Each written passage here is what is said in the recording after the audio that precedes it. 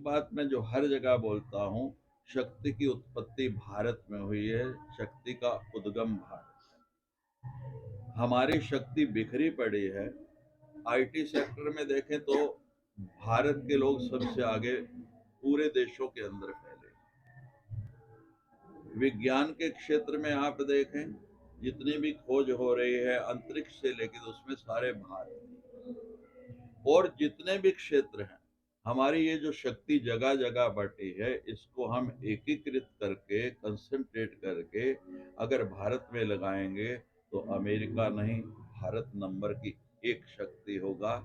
और पुनः वो समय आएगा जब लोग कहेंगे कि भारत जगत गुरु है और हमें जगत गुरु बनना है। और अभी तो हमारे यशस्वी प्रधानमंत्री और जितना भी मंत्रिमंडल है, ऐसा हमें मिला है कि जो निरंतर इस दिशा में प्रयास कर रहा है। और हमें आशा है कि निश्चित रूप से, आज देखो यूक्रेन और रशिया का जो मसला है, पूरा विश्व भारत की ओर देख रहा है कि भारत जो कहेगा वो दोनों देश मानेंगे और उसी दिन युद्ध विराम होगा। यानी पूरे विश्व ने ये स्वीकार कर लिया है कि अगर इसको बंद कोई करा सकता है तो केवल भारत करा सकता है। हमारे एक भारत श्रेष्ठ भारत की बात हो सकती है फिर? बिल्कुल होगी। श्रेष्ठ भारत था, है, बनेगा और रहेगा। हमारा एक छोटा सा जो श्री रामचरितमानस को लेके जो विवाद चल रहा है, इस पे आप थोड़ी सी रोशनी करें। ये राजनीतिक विवाद है। जो लोग विवाद कर रहे हैं वो भी रामचरितमानस पढ़ते हैं, वो भी घर में पारायण कराते हैं। ये केवल राजनीतिक लाभ के लिए है। रामचरितमानस का मतलब ही क्या है? आदर्श। हम उसको आदर्श कहते हैं। संस्कृत में आदर्श आईने को भी कहते हैं।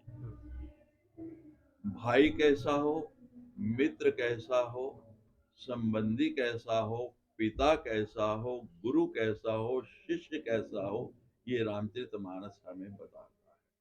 उसमें कोई अपवाद वाली बात ही नहीं है, कोई ऐसी बात ही नहीं लिखी है।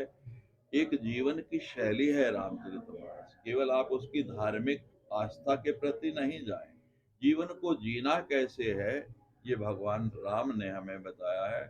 जो कृष्ण की नीति है उसके अनुसार आप आज के युग में नहीं जी सकते, लेकिन जो भगवान राम ने मर्यादा पुरुषोत्तम कहते हैं, हर बात मर्यादा की बताई है कि अगर ठीक से चलाना है। देखो, जिसको वनवास दिया गया,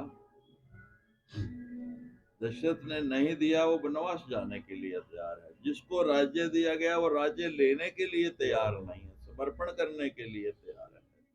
तो ऐसा मित्रता की पराकाष्ठा देखो, निषाद की, सुग्रीव की, विभीषण की मित्रता कैसी होनी चाहिए वो हमें बताया जा रहा है। पति पत्नी में प्रेम कैसा होना चाहिए। पत्नी को वनवास नहीं दिया गया, साथ गई। दूसरा भाई जो लक्ष्मण साथ गया, उसकी पत्नी ने एक बार भी विरोध नहीं किया कि भाई की सेवा में जा रहे हो, जाना चाहिए। तो ऐसा कहीं और देखने को नहीं मिलता है। केवल विवाद करना हो तो किसी भी बात पे किया जा सकता है। स्वामी जी, एक अहम सवाल। जी। हम सनातन की बात करते हैं, लेकिन अलग अलग मठ जो है वो बना के रखे हुए हैं। इस तरह अलग अलग मठों में जाना, अलग अलग पूजा पाठ करना, इससे सनातन आगे बढ़ पाएगा?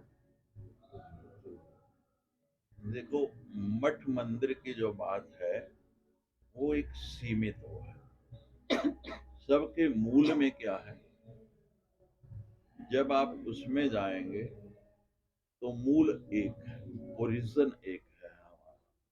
सनातन का मतलब है मूल, और दूसरी बात कहते हैं हम पुरातन। सनातन कभी मिटता नहीं।